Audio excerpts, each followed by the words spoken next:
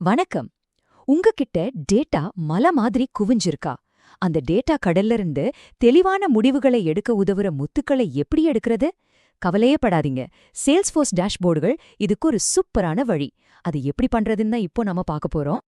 இந்த கேள்வி நம்மள் பலருக்கும் ரொம்பவே பழக்கமான ஒண்ணு இல்லையா? நம்ம கிட்ட ஏகப்பட்ட இன்ஃபர்மேஷன் இருக்கும். ஆனா அதிலிருந்து சரியான முடிவுகள் எடுக்க தேவையான ஒரு தெளிவு மட்டும் இருக்காது. இது சும்மா ஒரு சின்ன பிரச்சனை இல்ல, நிறைய பிசினஸ் சந்திக்கிற ஒரு பெரிய சவால்.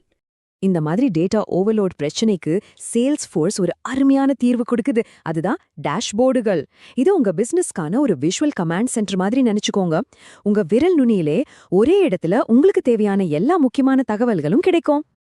இந்த விளக்கத்துல நாம பேசிக்ஸ்ல ஆரம்பிச்சு உங்க முதல் டேஷ்போர்டை உருவாக்குறது எப்படி, அதை நமக்கேத்த மாதிரி மாத்திக்கிறது, டீம் கூட ஷேர் பண்றது, கடைசியா டைனாமிக் டேஷ்போர்ட்ஸ்னு ஒரு பவர்ஃபுல்லான ஃபீச்சர் வரைக்கும் ஒன்னொன்னா பார்க்க போறோம். ஒரு டேஷ்போர்டை கட்டுறதுக்கு முன்னாடி அதோட அஸ்திவாரம் என்னன்னு நம்ம புரிஞ்சுக்கணும். வாங்க பேசிக்ஸ்லேருந்து ஆரம்பிக்கலாம். சிம்பிளா சொல்லணும்னா டேஷ்போர்டு ஒரு மேஜிக் கண்ணாடி மாதிரி. உங்க ரிப்போர்ட்ஸ்ல இருக்கிற நம்பர்ஸையும் தகவல்களையும் படங்களா சார்ட்ஸா மாத்தி சூப்பரா காட்டும். முக்கியமான விஷயம் என்னன்னா, இந்த டேஷ்போர்டுகளோட பவரே நீங்க ஏற்கனவே உருவாக்கிய ரிப்போர்ட்ஸ்ல இருந்து தான் வருது. இப்ப பாருங்க, இது ரொம்ப இன்ட்ரெஸ்டிங்கான விஷயம். டேஷ்போர்ட்ல நீங்க பாக்குற ஒவ்வொரு சார்ட், ஒவ்வொரு டேபிள், அதுக்கு பேரு தான் component. Bar chart, pie chart, கேஜ்னு பல வகைகள் இருக்கு. ஒவ்வொன்றும் உங்க டேட்டாவை ஒரு குறிப்பிட்ட விதத்துல காட்டும். உதாரணத்துக்கு இந்த கேஜ் காம்போனன்ட் எடுத்துக்கோங்க. இது அப்படியே நம்ம கார்ல இருக்கிற ஸ்பீடோமீட்டர் மாதிரி. உங்க காலாண்டு சேல்ஸ் டார்கெட் அடைய நீங்க எவ்வளவு தூரத்துல இருக்கீங்கன்னு இது பளிச்சுன்னு காட்டிடும். ஒரு குறிப்பிட்ட கோலை ட்ராக் பண்ண இது ரொம்பவே யூஸ்ஃபுல். சரி, தியரியெல்லாம் போதும். வாங்க இப்போ பிராக்டிக்கலா எப்படி நம்ம முதல் டேஷ்போர்டை உருவாக்குறதுன்னு பார்க்கலாம். இது பார்க்கும்போது நிறைய ஸ்டெப்ஸ் இருக்கிற மாதிரி தெரியலாம். ஆனா நிஜத்திலே இது ரொம்ப ரொம்ப சிம்பிள். முதல்ல ஒரு ரிப்போர்ட், அப்புறம் ஒரு புது டேஷ்போர்ட். அதுல ஒரு காம்போனென்ட்டை இழுத்து போடுங்க. அதுக்கு மேல உங்க ரிப்போர்ட்டை இழுத்து விடுங்க. அவ்வளவுதான், உங்க முதல் டேஷ்போர்ட் ரெடி. இந்த ஸ்லைட அதை சூப்பரா விளக்குது பாருங்க. இடது பக்கம் இருந்து உங்களுக்கு வேண்டிய காம்போனென்ட்டை செலக்ட் பண்ணி இழுக்கிறீங்க. அப்புறம் வலது பக்கம் உங்க ரிப்போர்ட்டை அந்த காம்போனென்ட் மேல இழுத்து விடுறீங்க. ரொம்பவே நேரடியான ஒரு ப்ராசஸ் இது. ஓகே, ஒரு டேஷ்போர்டை உருவாக்கியாச்சு. ஆனா அதோட வேலை முடியல. இப்போ அதை நமக்கேத்த மாதிரி எப்படி மாத்துறது, எப்படி இன்னும் பவர்ஃபுல்லா ஆக்குறதுன்னு பார்க்கலாம். உங்க பிசினஸ் வேகமா போயிட்டே இருக்கும், டேட்டாவும் மாறிட்டே இருக்கும். அதனால நீங்க எடுக்கிற முடிவுகள் லேட்டஸ்ட் டேட்டாவோட இருக்கணும்னா இந்த ரிஃப்ரெஷ் பட்டனை அப்பப்போ கிளிக் பண்ண வேண்டியது ரொம்ப முக்கியம்.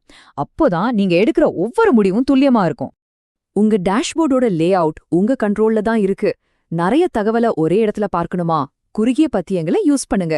ஒரு முக்கியமான சார்ட்டை பெருசா தெளிவா காட்டணுமா, அகலமான பத்திய செலக்ட் பண்ணுங்க.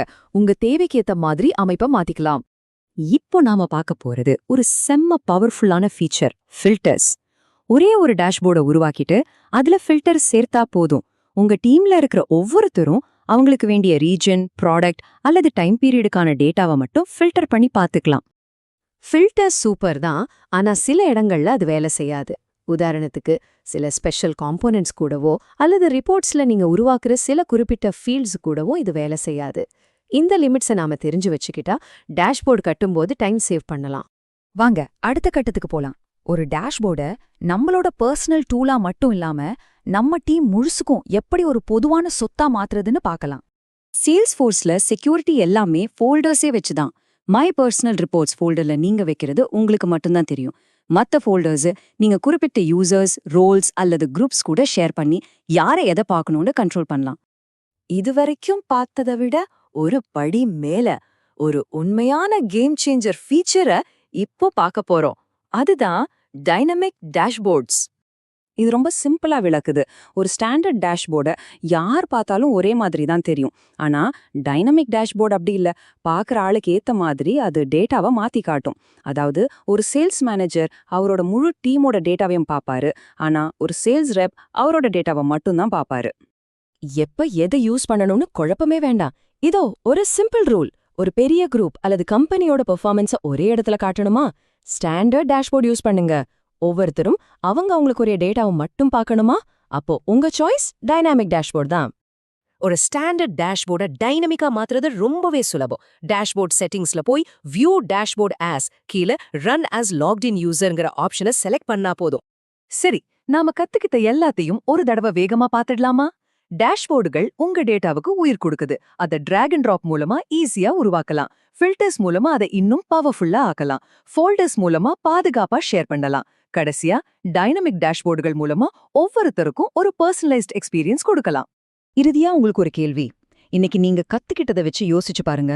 ஒரே ஒரு மெட்ரிக், அதை மட்டும் நீங்க தினமும் உங்க டேஷ்போர்ட்ல பார்த்தா உங்க வேலையே டோட்டலா மாறிடும்னு நினைக்கிறீங்க. அது என்ன?